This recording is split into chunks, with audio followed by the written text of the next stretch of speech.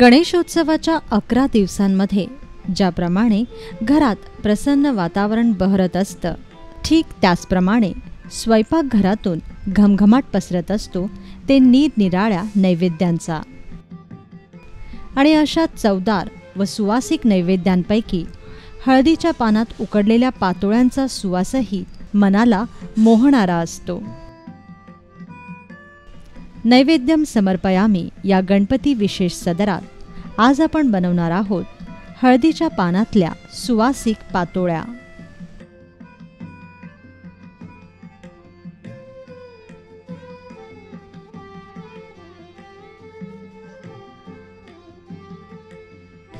पावसाळ्याच्या ऋतूत ताजी हळदीची पानं छान बहरून येतात. त्यामुळे भाद्रपदातील गणेशोत्सवात या हळदीच्या पानांमध्ये पातोळ्या बनवण्याची प्रथाच आहे. याशिवाय शेतातून तांदळाचं नवीन पीक घरी आल्यानंतर हे तांदूळ कितपत चिकट आहेत हे जाणून घेण्यासाठी देखील पातोळ्या आवर्जून बनवल्या जात. म्हणूनच पातोळ्या बनवण्यासाठी कधीही नवीन तांदळाचाच उपयोग करावा. चला मग पाहूया पातोळ्या बनवण्याची एक सोपी पद्धत.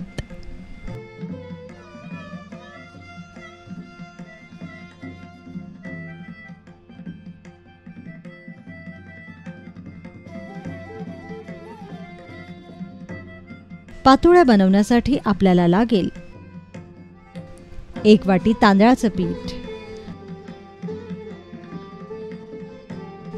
1 कप किसलेला नारळ, अर्धा कप चिरलेला गूळ,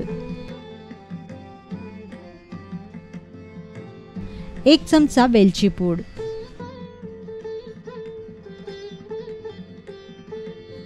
2 चमचे साजूक तूप,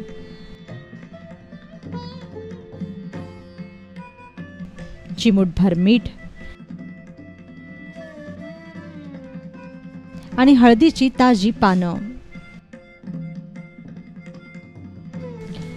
पातोळ्यातील सारण बनवण्यासाठी तापलेल्या एका पॅनमध्ये किसलेला नारळ, गूळ आणि वेलची पूड एकत्र घाला.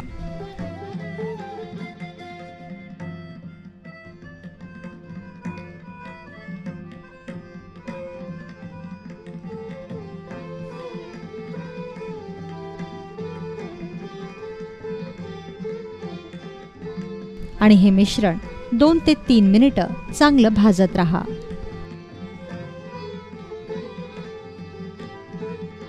गूळ वितळेपर्यंत सारण असंच भाजत राहा.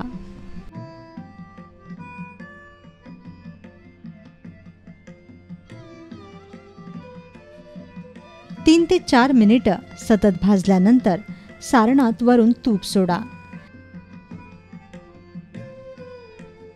सारण छान एकजीव झालं की मग गॅस बंद करा आणि हे सारण गार होऊ द्या.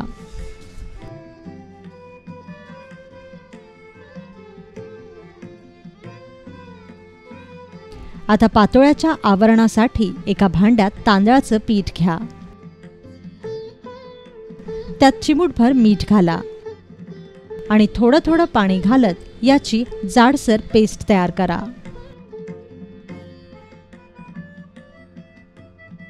लक्षात ठेवा की तांदळाची ही पेस्ट जास्त पातळही नसावी आणि जास्त घट्टही नसावी.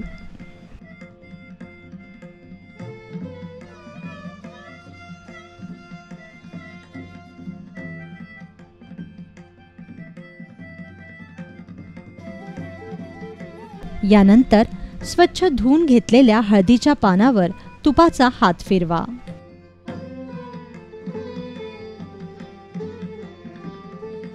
व हळदीच्या या पानांवर तांदळाची पेस्ट अशा प्रकारे पसरवा.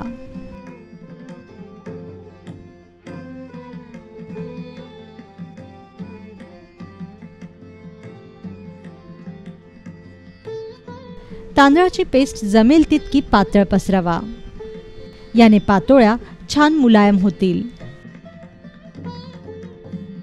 मग हळदीच्या पानाच्या देठाकडील बाजूवर गूळ खोबऱ्याचं सारण ठेवा.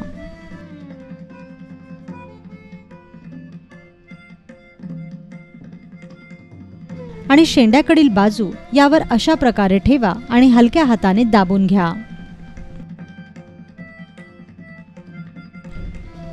या पद्धतीने सर्व पातोळ्या तयार करून घ्या।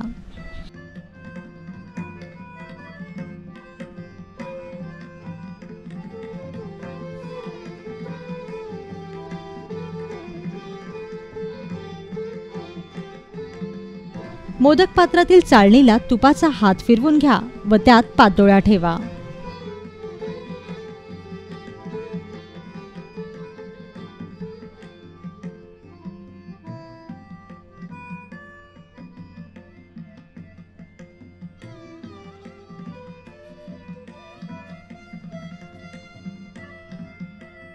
दरम्यान मोदक पात्र किंवा स्टीमरमध्ये पाणी उकळायला ठेवा। मोदक पात्रातील पाण्याला चांगली उकळी फुटली की मग यात पातोळ्याची चाळण ठेवा। मध्यम आचेवर 5 मिनिटे ह्या पातोळ्या वाफवून घ्या।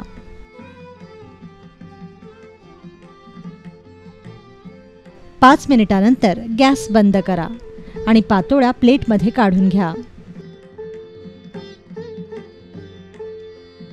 आता हळदीची पानं वेगळी करा आणि तयार झालेल्या या पातोळ्यांवर तूप सोडून स्वर्गीय चव असलेल्या या पातोळ्यांचा नैवेद्य गणपती बाप्पांना दाखवा।